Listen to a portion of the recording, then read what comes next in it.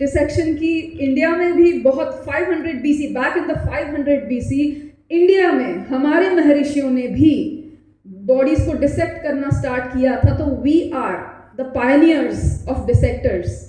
तो in a way we can say the medical profession was first of all adopted and it began in Egypt and India. Body for educational purposes, the grave robbing, the body snatching, गरीब लोगों से उनके रिश्तेदारों की dead bodies को छीन लिया जाता था, या जिनको डिसेक्शन करना है बॉडी का उनको स्मदर किया जाता था अनक्लेम्ड बॉडीज का. या तो ये अनएथिकल मीन्स जब लगातार सोसाइटी में बढ़ रहे थे. दूसरी तरफ medical education of legal act to legalize the process of declare ceremony, चाहे वो कन्वोकेशन वाले दिन हो या कोई और दिन डिसाइड करें, चाहे एनुअल फंक्शन वाले दिन हो, but that will be decided. So everybody is requested to go for paintings and making slogans and submit these paintings and slogans along with your name and mobile number to Dr. Pratishtha Sharma. Okay? Thank you. आपके लिए एक बार फिर से तालियां बजाएं और विशेष में तालियां बजाएं. आप सभी का बहुत बहुत धन्यवाद इस कार्यक्रम में आए. Thank you very much. Doctor Malawat, doctor ये बॉडी डोनेशन आम आदमी के लिए नया लफ्ज़ है, लेकिन जो एक्सपर्ट उनके लिए एक जाना पहचाना नाम है. सबका टॉपिक का हाँ. तो लोगों में ज़्यादा से ज़्यादा अवेयरनेस हो बॉडी डोनेशन की, ये क्या अवेयरनेस के लिए तो जैसा कि एक तो NGOs को आगे आना होगा, वो अपनी सामाजिक जिम्मेदारी महसूस करते हुए.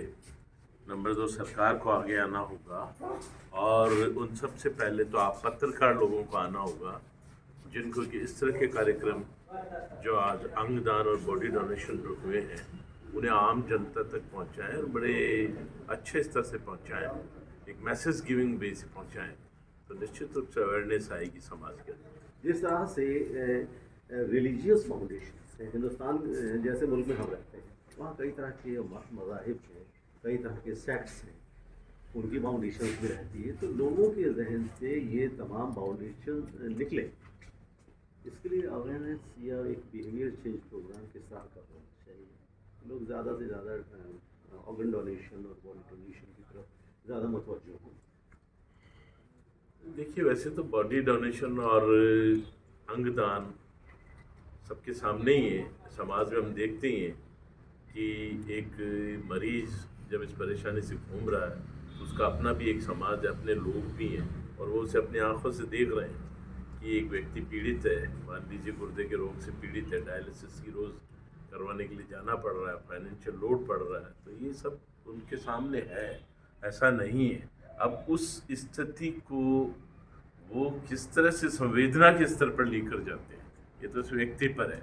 ये धर्म, कर्म, संस्कृतियाँ, इन सब से ऊपर उठकर मुद्दा है. इसे हम घूम फिर के वापस नहीं जा सकते. धर्म में, सांस्कृतिक मूल्यों में, उनमें नहीं जा सकते. उनसे ऊपर उठना होगा, और निश्चित रूप से ऊपर उठना होगा. अगर हमको मानवता को बचाना है, उसे ज़िंदा रखना है, और ये संवेदनाओं को ज़िंदा रखने का सबसे अच्छा और सरल तरीका है. बहुत बहुत शुक्रिया आपका. धन्यवाद. मैम, जिस तरह से बॉडी डोनेशन या ऑर्गन डोनेशन की तरफ लोगों में थोड़ी सी अवेयरनेस, बहुत ज़्यादा अवेयरनेस नहीं, क्या होना चाहिए? What should we do for that? कुछ रास्ते हैं. पहला तो मीडिया में, जैसे हम देखते हैं कि कॉम्बीफ्लैम का भी अगर एडवर्टीजमेंट आ रहा है तो एक जन जागरूकता आ जाती है, हर कोई उसे ओवर द काउंटर परचेज करने लग जाता है, they become a self doctor. तो बेटर है कि हम इस मीडिया का इस्तेमाल अवेयरनेस के लिए करें, चाहे वो बुकलेट्स हम पब्लिश करें जिससे लोगों को प्रोसीजर पता चलता है. इन बुकलेट्स का वितरण हम उन NGO सोसाइटीज़ के माध्यम से लोगों के तक पहुंचा सकते हैं. जैसे मैंने कहा कि दधीची देहदान समिति है, महर्षि देहदान समिति है. तो इस तरीके के ऑर्गेनाइजेशंस, जैसे आज ये मंच हमने लोगों के साथ बांटा और चर्चा करी, तो चर्चा एक माध्यम हो सकता है, क्योंकि रिलीजियस बिलीव्स ऐसी कड़ी चीज़ें हैं जिनको मेल्ट होने में वक्त लगता है, ये ओवरनाइट नहीं हो सकता. तो बेहतर है कि चर्चाएं हों पॉजिटिव दिशा में आपस में लोगों की. ऐसे बड़े मंच का प्रोत्साहन रहे जिस पे फिर से अवेयरनेस की बात हो, बुकलेट्स पब्लिश हो जिससे कि प्रोसीजर्स के टेक्निकल जवाब भी उनको मिलें, और समय समय पर ये चीज़ों का ऑनर एक डोनर को कि ये आपने जो दान किया है एक्चुअल में ये लेने वाले के पार्ट पे मैं कहती हूँ कि हमारी तरफ से नमन है ऐसे लोगों को, और देने वालों का ये भाव हो कि हम कर्तव्य के भावना से अपना जीवन का एक उद्देश्य है जो पूरा करके जा रहे हैं और जाने के बाद भी कुछ समाज को देके जा रहे हैं। तो हिंदुस्तान की जो एक है ट्रांसमाइग्रेशन ऑफ द सोल, ये नीति को भी हम ध्यान में रखें, अगर इसी को आधार बना करके ही प्रचार और प्रसार और जागरूकता पॉसिबल है, ऐसा मेरा मानना है। Thank you so much. Doctor A P. Singh, as a veterinarian, किस तरह से आप बॉडी डोनेशन के लिए अवेयरनेस फैला सकते हैं? मैं तो जैसा कि मैडम ने आपको अभी बताया, मैं तो इस प्रोग्राम को ऑर्गेनाइज करने की थोड़ी बैकग्राउंड बताऊंगा आपको। 26 अप्रैल 2022 को गवर्नर हाउस में, एक राजभवन में एक MOU साइन किया था रेड क्रॉस सोसाइटी के साथ में अंडर सोशल रिस्पॉन्सिबिलिटी प्रोग्राम्स। तो उस सोशल रिस्पॉन्सिबिलिटी प्रोग्राम से हमारा भी दायित्व था, जब MOU साइन हो गया है और हमने रेड क्रॉस सोसाइटी बीकानेर से कांटेक्ट करने के पश्चात कुछ प्रोग्राम्स चॉकआउट किए। उसी कड़ी में हमने आज ये प्रोग्राम किया। 2 दिन पहले भी हमने एक प्रोग्राम किया था जिसमें road safety, road accidents, CPR वगैरह के ऊपर हमने वार्ता की थी। बच्चों को काफ़ी इन्फॉर्मेशन मिली, उससे काफ़ी लाभान्वित हुए बच्चे। एक फिल्म भी दिखाई गई, रोड हेलमेट का यूज़ करें। ये सब चीज़ें प्रोपोगेशन के हिसाब से युवास भी इनके साथ कंधे से कंधा मिलाकर ये प्रोग्राम ऑर्गेनाइज कर रहा है। जैसा कि भी मैडम ने बताया, खत्री जी ने बताया, तनवीर जी ने बताया कि अगर ऑर्गन डोनेशन के लिए लोग ग्रेजुएट तरीके से भी और अपने खुद सेल्फ मतलब मोटिवेशनल तरीके से भी अगर पब्लिक इसको यूज़ करे तो काफ़ी समाज में सुधार हो सकता है और काफ़ी पब्लिक को फ़ायदा मिलेगा। बहुत बहुत शुक्रिया विजय साहब, आप सेक्रेटरी हैं रेड क्रॉस सोसाइटी। विजय खत्री जी के पास खड़े। विजय खत्री जी, आपके प्रोग्राम के बारे में बताइए सर। परसों भी प्रोग्राम हुआ था, आज भी हुआ है, इसके बारे में बताइए सर। आज अंगदान को लेकर के हमने एक कार्यक्रम आयोजित किया गया है। अंगदान के साथ में बॉडी डोनेशन का भी प्रोग्राम, मोटिवेशन का प्रोग्राम रखा है हमने जी।